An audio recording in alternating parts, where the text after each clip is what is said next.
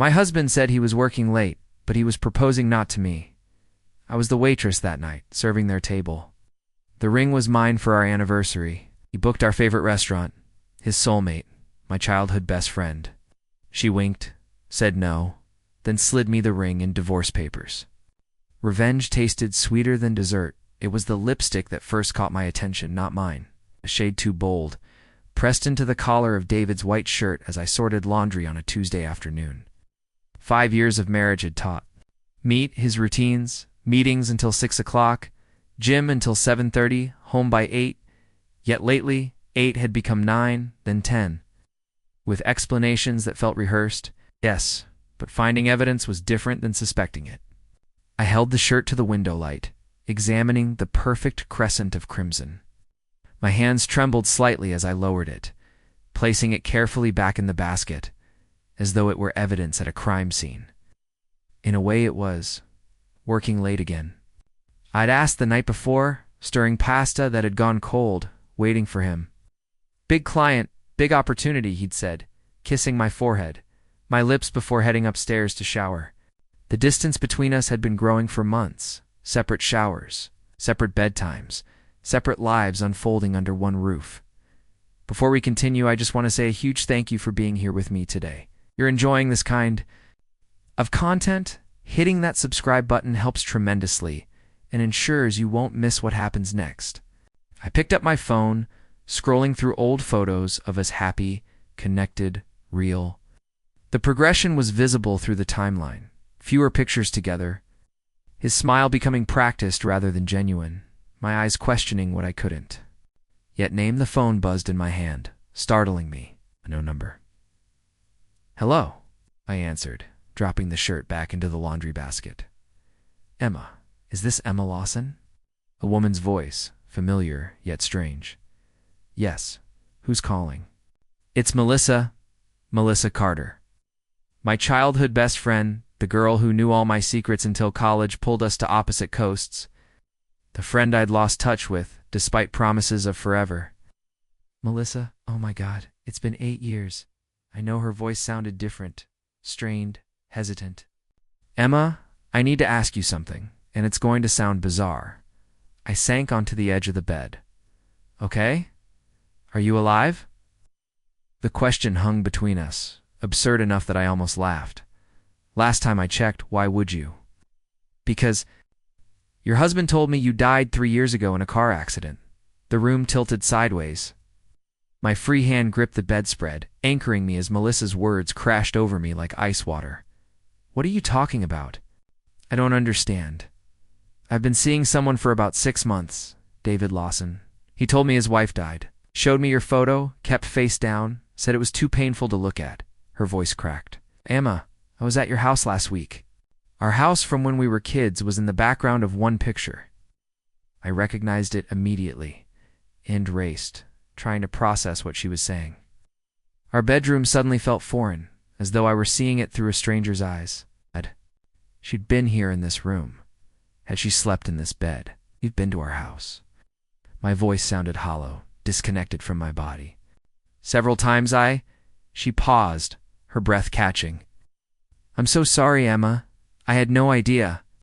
When I saw that photo and recognized your childhood home, I started digging. I found your social media profiles. You were very much alive. I stood up suddenly, needing to move, pacing the bedroom. I caught my reflection, in the mirror pale, eyes wide with shock. Is this the face of a ghost? A dead wife conjured by her husband's elaborate lies. Tell me everything, I said, my voice steadier than I felt. For the next 30 minutes, Melissa unraveled the tapestry of deception David had woven. How they'd reconnected at a conference in Seattle 6 months ago, chance meeting that now seemed calculated. How he'd shared the tragic story of losing his beloved wife. How he'd gradually invited her into his life, our house, our friends, our favorite restaurants. He takes me to Giovanni's every month, she said. He says it was your special place.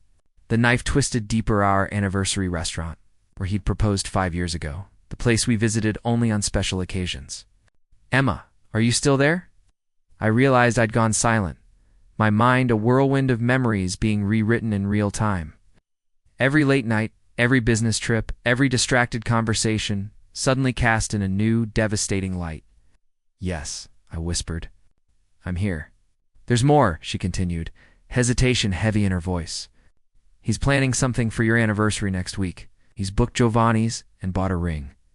A ring. My legs gave way and I sank to the floor, back against the wall. "An anniversary ring?" called it, though now I realize he's going. "To propose to you," I finished, the reality crystallizing with brutal clarity in our anniversary, with my dead wife's blessing. The silence between us was thick with shared betrayal. Melissa had been deceived too, drawn into a relationship built on lies about my non-existence. "I never would have," she started. "I know." I cut her off. "I know you wouldn't." We'd been close once, sharing secrets and dreams. Time and distance had separated us, but there was still a foundation of trust that even years couldn't erode.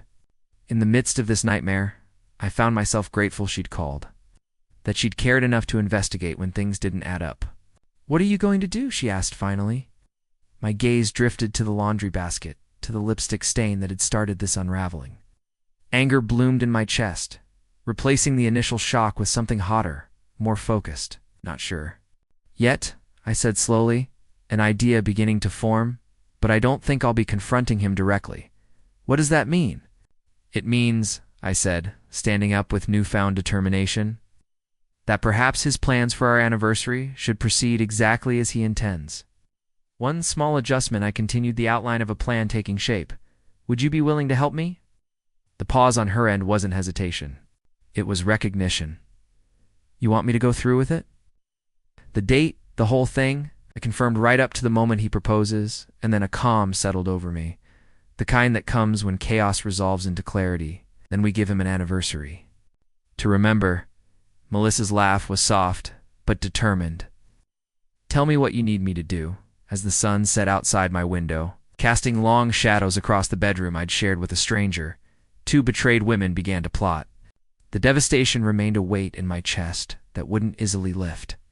But alongside it grew something unexpected, the first embers of justice waiting to be fanned into flame. The morning after Melissa's call, sat in my car outside Giovanni's. Gathering courage, the elegant brick facade with its signature green awning had always represented celebration in our marriage. First dates, engagements, anniversaries. Now it would become the stage for its final act. I checked my phone again, rereading the reservation details Melissa had forwarded me. David Lawson. Table for 2 at 8 p.m. Thursday. Special occasion note. Anniversary proposal. The audacity stunned me anew each time I saw it. Our 5th anniversary. Transformed into his new beginning with my childhood friend, while I supposedly lay cold in a grave he'd invented. Taking a deep breath, I pushed open the restaurant door. The familiar scent of garlic, basil, and freshly baked bread enveloped me, comforting under any other circumstances. "Emma," a voice called from behind the host stand. "Sophia Chin, my college." Roommate turned restaurant manager rushed toward me, concern etched across her face. "When you called last night, I could hardly believe what you told me. Thanks for meeting me, Sophia." I hugged her tightly, drawing strength from the familiar embrace. "Of course. Come to my office. We've got planning to do." Seated in Sophia's cluttered back office, surrounded by inventory lists and staff schedules, I outlined the full scheme. Sophia's expression shifted from shock to outrage to calculating determination as I spoke. "So you want to pose as a server on Thursday night? Actually wait on their table?" She leaned forward, tucking a strand of hair behind her ear. "Exactly. I need to be there to see it all, to control how this ends." My voice remained steady, surprising even myself. "You help me?" Sophia tapped her pen against her desk, thinking. "Thursday's busy, Valentine's adjacent, you know, but Alicia called in. Morning sickness. Could slot you in as her replacement. Would anyone question it? We use temp staff sometimes. I'll say you're from the agency." Relief flooded through. Me and David wouldn't recognize me? Sophia tilted her head, studying me. With the right disguise? "No, he's only met me a couple of times when you've brought him here. Plus, people rarely truly see servers. were background furniture to them. Her eyes narrowed especially. Titled Men Like Your Husband for the next hour we constructed my server persona. Sophia walked me through the restaurant's layout, section assignments, PA system basics, and service protocols. We selected a station that would place me directly responsible for table 12, David's regular table with its view of the gardens, the table where he'd proposed to me 5 years earlier. "You'll need to come in early Thursday for training," Sophia said, scribbling notes. "Serving isn't just carrying plates. There's a flow, a timing you've got to learn. Food running positions, proper clearing technique, wine service, I'll learn." "Whatever I need to," I replied. She handed me a folded black server uniform. "Try this on. We'll need to add a name tag." "What name do you want to use?" I considered briefly Claire my middle name, while I changed in Sophia's private bathroom. My phone buzzed with a text from Melissa. "Meeting with my lawyer friend in an hour." "Need anything specific in the divorce papers?" I texted back. "Everything? The house, the savings, his beloved car? Make it comprehensive." Melissa had thrown herself into her role with surprising enthusiasm. Perhaps her own sense of betrayal fueled her commitment to our plan. She'd spent yesterday photographing text messages, recording their recent phone call where he mentioned his late wife's anniversary, and collecting evidence of his deception to both of us. Back in Sophia's office, now wearing the crisp black shirt and pants of Giovanni's waitstaff, reality settled heavily on my shoulders. I stared at my reflection in Sophia's decorative mirror, barely recognizing myself. "You'll need more disguise elements," Sophia said, joining me at the mirror. "Hair up instead of down, glasses, maybe subtle makeup changes." "Will it be enough?" I asked. She squeezed my shoulder. "People see what they expect to see. He's not expecting his dead wife to be serving his carbonara." As I changed back into my clothes, Sophia outlined the week's training schedule, culminating in Thursday's service. The precision of the plan comforted me. Clear steps forward when everything behind me had crumbled. "What about your absence at home?" Sophia asked, as we walked to the front of the restaurant. "Won't he wonder where you are Thursday night?" "Already handled," I replied. "I told him yesterday I'm visiting my sister in Portland for a few days." He seemed relieved. "Actually, more time with Melissa, I suppose." "The scumbag."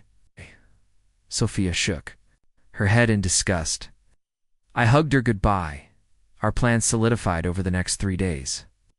I divided my time between clandestine training sessions at Giovanni's and secret meetings with Melissa. Together we built our case and crafted our confrontation, line by line. Wednesday evening found us in Melissa's apartment, surrounded by legal documents and rehearsal notes her lawyer friend had prepared.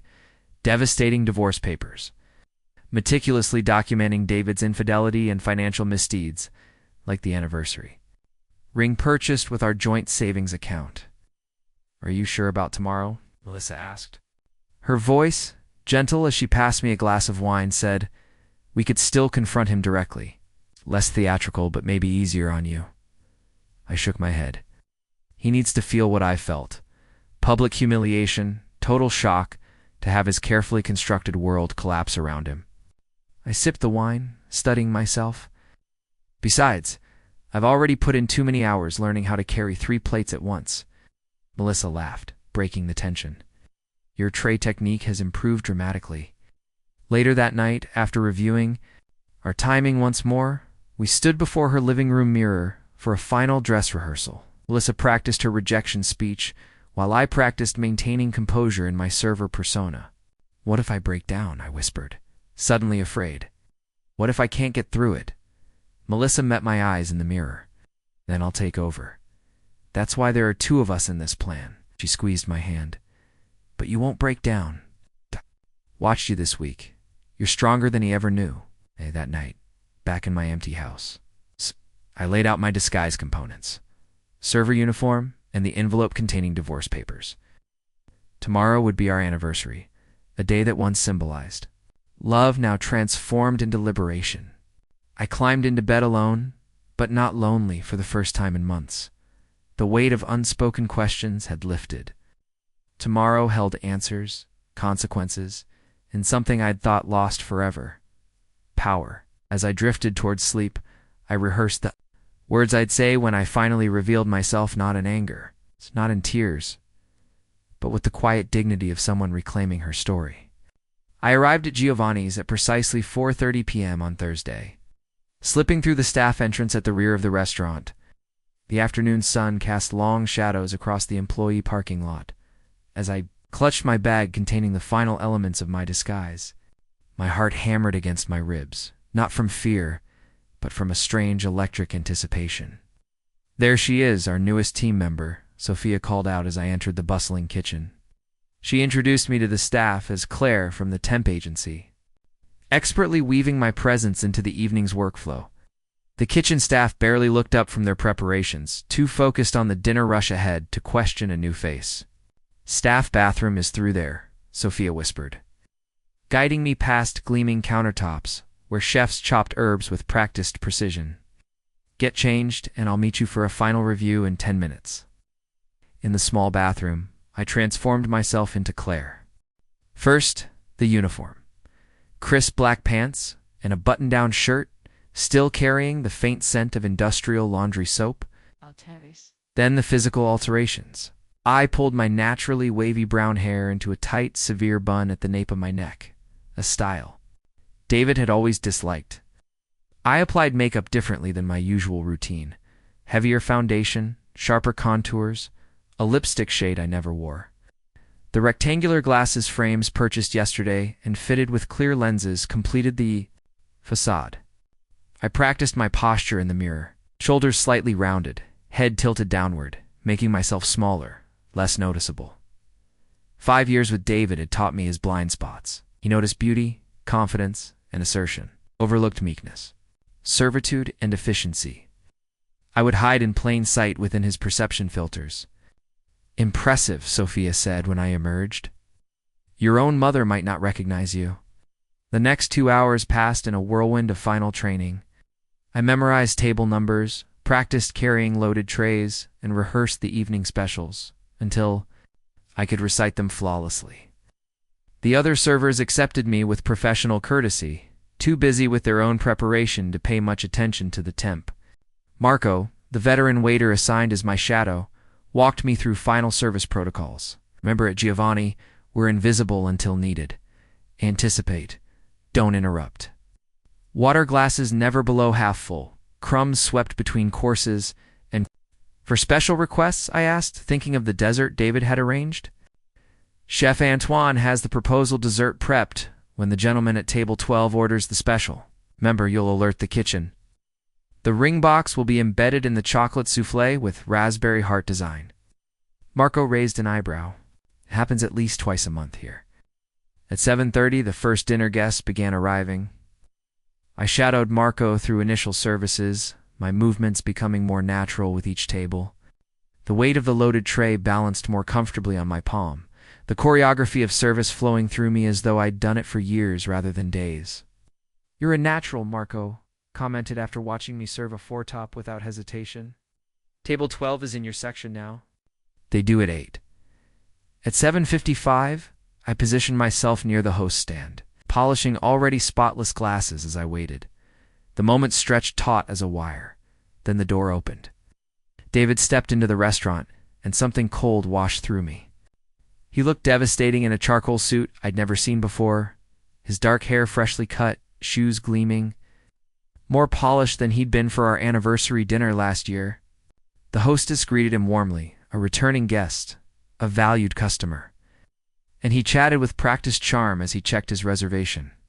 Behind him, Melissa entered, wearing a deep blue dress that complemented her eyes. Her expression carried the perfect blend of excitement and nervousness. A woman about to experience a special evening, unaware of its true purpose. "Your guests for table 12 have arrived," the hostess informed me as they were seated. "VIP service tonight."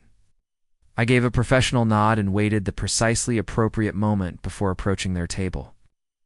3 long breaths, shoulders relaxed, eyes downcast, but attentive. "Good evening," I said, my voice pitched slightly higher than normal. "Welcome to Giovanni's. May I start you with sparkling or still water this evening?" He barely glanced at me, his attention fixed on Melissa. Across the table, Still water is fine, he said dismissively.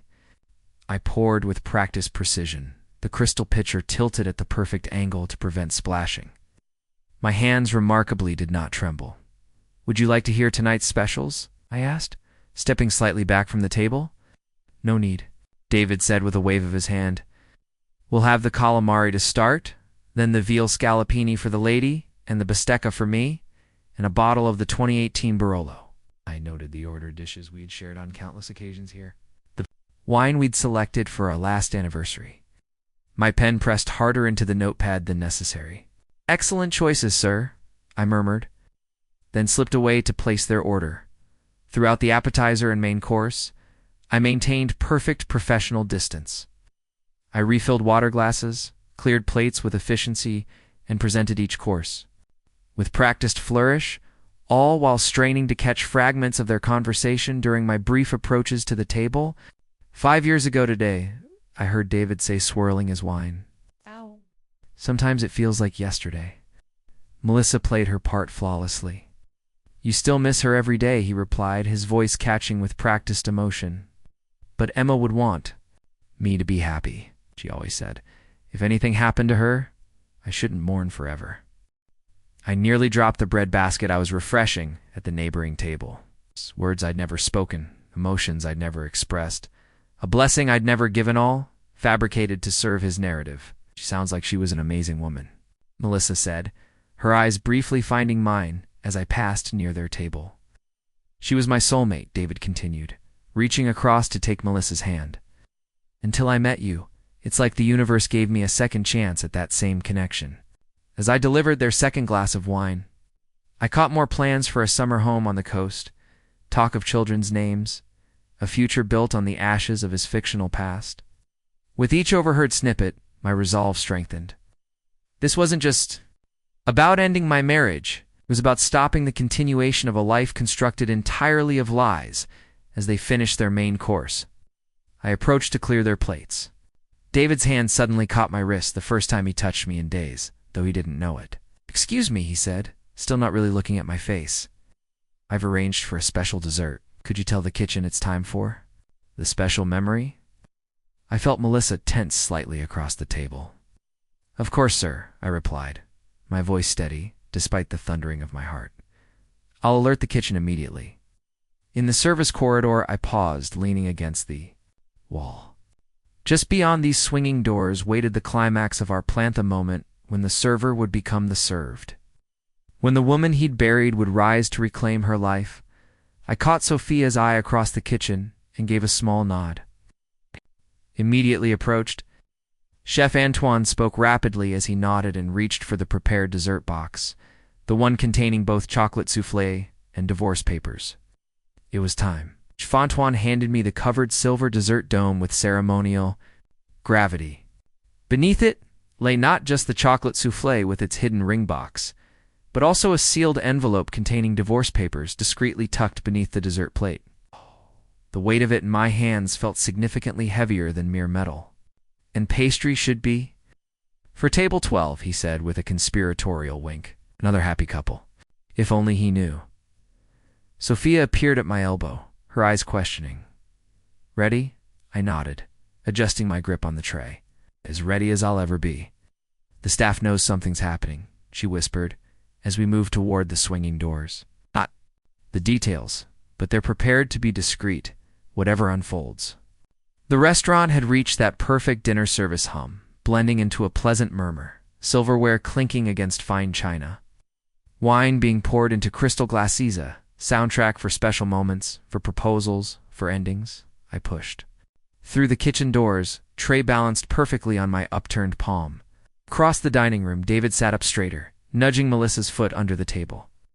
He straightened his tie and cleared his throat, the universal gestures of a man preparing for a momentous act, almost showtime. I heard Marco murmur to another server as I passed. With measured steps, I approached table 12. David's eyes flicked toward me, then back to Melissa, his attention focused entirely on his performance. He didn't even notice when I placed the covered dish precisely in the center of the table. Your special dessert, sir, I said, my voice steady. Perfect timing, David replied, reaching for Melissa's hand across the table. Melissa, these past 6 months have been the happiest of my life since I lost Emma. I remained at the table side, deviating from server protocol. David didn't notice, too consumed by his moment. I never thought I'd find love again after my wife died, he continued, his voice thick with manufactured emotion. But sometimes the universe gives us second chances. I watched Melissa's face, the perfect blend of surprise and growing understanding. We'd rehearsed this, but her performance exceeded my expectations. David stood, then lowered himself to one knee beside the table. A woman at the next table gasped, nudging her companion. Nearby conversations quieted as the familiar tableau of a proposal unfolded. Before I open this, David said, gesturing to the covered dish, I want you to know that I've thought about this moment for months. The day I met you at that conference, something clicked into place. The irony of his words twisted inside me. He'd used almost identical phrasing when proposing to me 5 years ago at this very table. My late wife and I used to come here for special occasions, our anniversary, her birthday. I know she would approve of me finding happiness again, especially with someone, someone as special as you.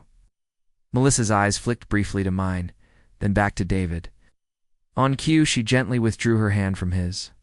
Before you continue, David, she said, her voice gentle but firm, there's something I need to tell you. Confusion flickered across his face. This wasn't in his script. I know about Emma, Melissa said simply. Of course you do, he replied, uncertainty creeping into his voice. I've told you about my late wife. Not your late wife, Melissa interrupted. Your current wife, my childhood best friend who is very much alive. David's face drained. Color? What are you talking about? I recognized her childhood home in a photo at your house, Melissa continued calmly. It seemed odd that your late wife grew up in the same house as my friend Emma, so I did some research. David rose unsteadily to his feet, his proposal forgotten. Melissa, I don't understand. Let me help you understand, I said, finally speaking in my natural voice.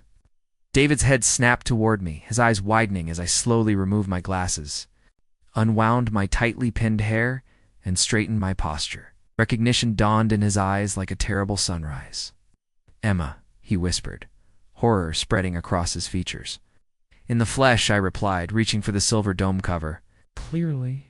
Not as deceased as you've been telling people. The restaurant had gone completely silent now, dozens of patrons sensing the unfolding drama. Servers paused mid-step, wine suspended above glasses. I believe you ordered a special dessert, I continued, lifting the dome with theatrical flourish. To reveal both the chocolate soufflé and the manila envelope beside it. Anniversary tradition, isn't it? David stared at me, then at Melissa, then back to me, his mouth working soundlessly. You see, David, Melissa said, standing now. While you were planning this romantic evening, Emma and I have been planning something too. This is insane, he finally managed, looking frantically around at the watching diners. We can talk about this privately like you talked about my death privately, I asked, my voice carrying in the hushed restaurant. Like you discussed your future children with Melissa, using our joint savings account to buy her ring. I gestured to the soufflé, where the jewelry box was partially visible in its chocolate nest. Go ahead, show us what 5 years of marriage is worth to you, his hands shaking. David reached for the box, snapping it open to reveal the diamond anniversary band I'd admired months ago. In a jeweler's window, the ring I'd hinted at wanting for our milestone year. This isn't what it looks like, he stammered, sweat beading on his forehead. What it looks like, I replied, sliding the envelope toward him, is grounds for divorce. Infidelity, financial misconduct, emotional cruelty all documented, all legally actionable. A soft murmur rippled through the restaurant as understanding spread among the patrons. Someone in the back began a slow, deliberate clap that others quickly joined. David's face flushed deep crimson. You can't do this. ... It's to me, not here.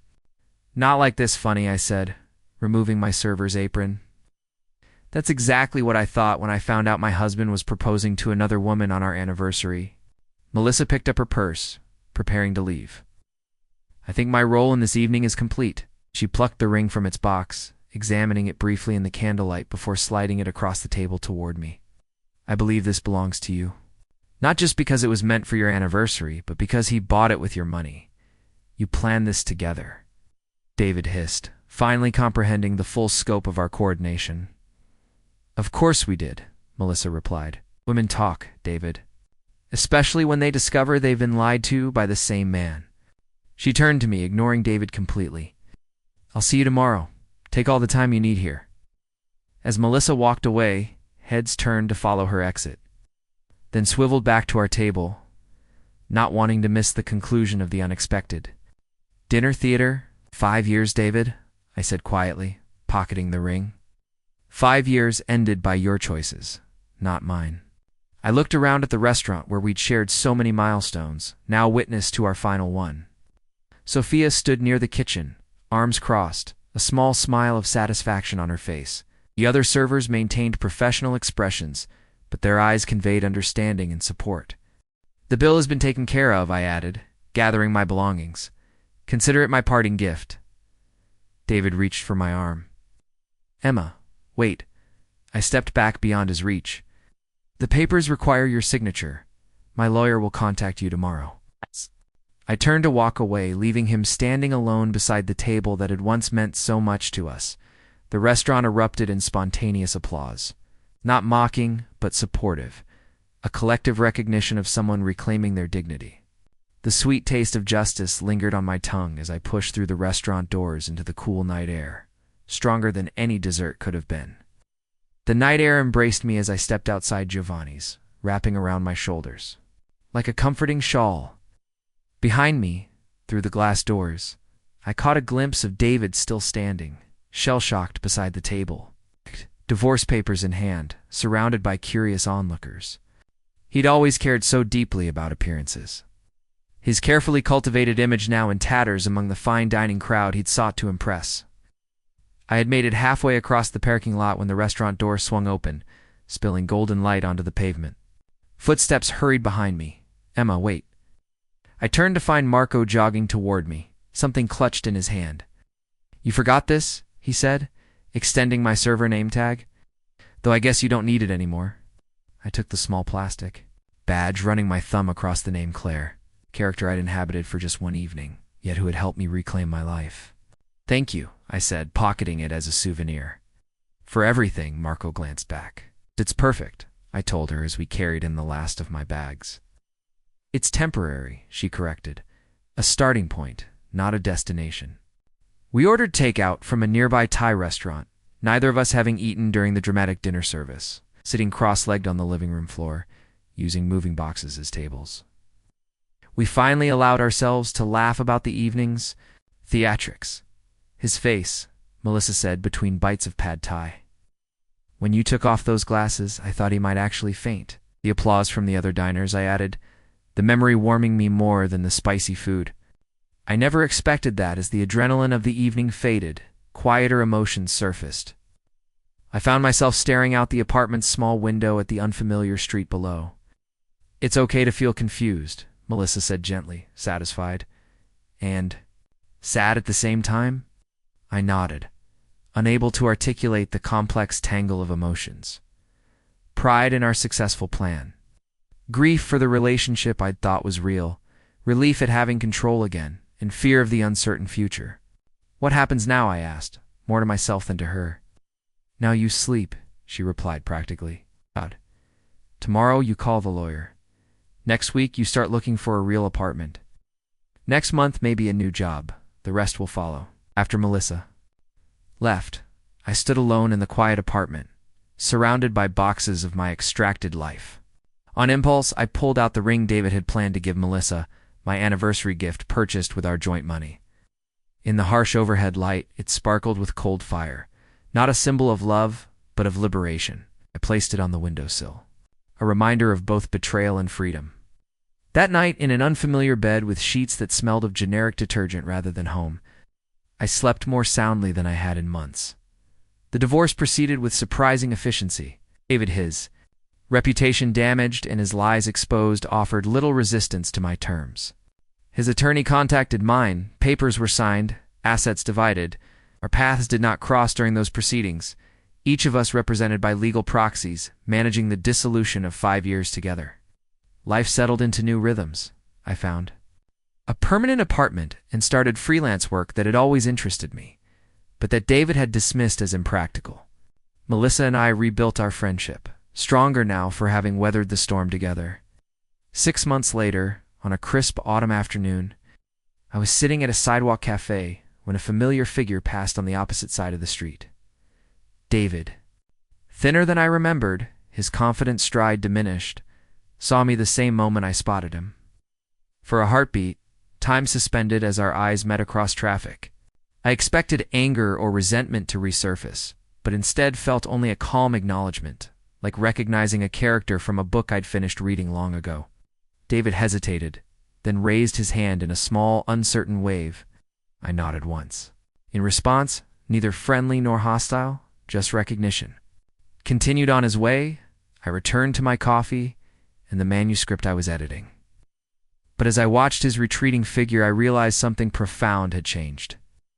The day at Giovanni's hadn't just ended my marriage, it had restored my voice, my agency, my dignity. The revenge had not been about humiliating David, though that had certainly happened. It had been about refusing to be erased, about insisting on my right to author my own story, about serving myself rather than others. Some dishes I had learned were worth waiting for, and my new life, messy, uncertain, authentically mine tasted, sweeter than I ever could have imagined. If you enjoyed watching Emma serve the ultimate dish of revenge, smash that subscribe button and ring the notification bell. Life may serve you lemons, but sometimes you get to decide who drinks the lemonade. New stories of justice and redemption every day. See you next time.